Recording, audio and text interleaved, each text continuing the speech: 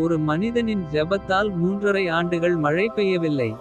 அதே மனிதனின் ஜெபத்தால் வானத்திலிருந்து அக்கினி இறங்கியது. இறுதியில் அவர் மரணத்தை காணாமல் அக்கினி ரதத்தில் பரலோகத்திற்கு செல்லப்பட்டார்.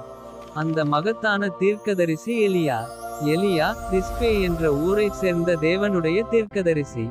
அவர் வாழ்ந்த காலத்தில் இஸ்ரவேலின் ராஜாவாக ஆகாப் ஆட்சி செய்தான். ஆகாபும் அவன் மனைவி யெத்பெலும் பாகால் விக்கிரக ஆராதனையை இஸ்ரவேலில் பரப்பினர்.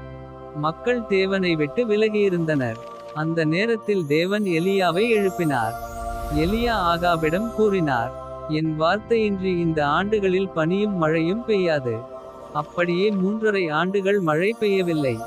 நாடு முழுவதும் கடுமையான பஞ்சம் ஏற்பட்டது. தேவன் எலியாவை காக்க காகங்கள் மூலம் உணவு அனுப்பினார். பின்னர் சரெப்தாவில் ஒரு விதவையின் வீட்டில் அற்புதமாக உணவும் எண்ணெயும் குறையாமல் காத்தார். பின்னர் எலியா கர்மேல் மலையில் பாகாலின் 450 தீர்க்கதரிசிகளை சவாலுக்கு அழைத்தார். 2 பலிபீடங்கள் அமைக்கப்பட்டன. உண்மையான தேவன் யார் என்பதை இன்று காண்போம் என்று எலியா அறிவித்தார். பாகாலின் தீர்க்கதரிசிகள் நாள் முழுவதும் கூப்பிட்டும் எந்த பதிலும் கிடைக்கவில்லை. பிறகு எலியா தனது பலிபீடத்தின் மீது தண்ணீரை ஊற்றச் சொன்னார்.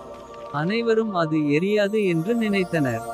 ஆனால் எலியா ஜெபித்தவுடன் கர்த்தரிடமிருந்து அக்கினி இறங்கி பலியையும் மரங்களையும் கற்களையும் தண்ணீரையும் எரித்தது. மக்கள் அனைவரும் கர்த்தரே தேவன், கர்த்தரே தேவன் என்று முழங்கினர். இந்த பெரிய வெற்றிக்குப் பிறகு யெத்பெல் எலியாவை கொல்ல முயன்றாள். எலியா பயந்து வனாந்தரத்திற்கு சென்றார். அங்கு தேவன் அவரை ஆறுதல்படுத்தினார். பலத்த காற்றிலும் இல்லை, நிலநடுக்கத்திலும் இல்லை, அக்கினியிலும் இல்லை. ஆனால் மென்மையான அமைதியான குரலில் தேவன் எலியாவோடு பேசினார். அந்த அனுபவம் எலியாவுக்கு புதிய தைரியத்தை கொடுத்தது. எலியாவின் ஊழியம் முடிவடைந்தபோது தேவன் அவரை மரணத்தை காணாமல் பரலோகத்திற்கு அழைத்துச் சென்றார். அக்கினி ரதமும் அக்கினி குதிரைகளும் தோன்றின. சுழற்காற்றில் எலியா பரலோகத்திற்கு எடுத்துக்கொள்ளப்பட்டார்.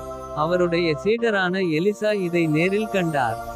எலியாவின் வாழ்க்கை நமக்கு கற்றுக் கொடுப்பது: ஜெபம் மிகப்பெரிய வல்லமையுடையது. உண்மையான தேவனுக்காக தைரியமாக நிற்க வேண்டும். மனச்சோர்வில் இருந்தாலும் தேவன் நம்மை விட்டு விலகமாட்டார். தேவன் சில நேரங்களில் மென்மையான குரலில் பேசுகிறார்.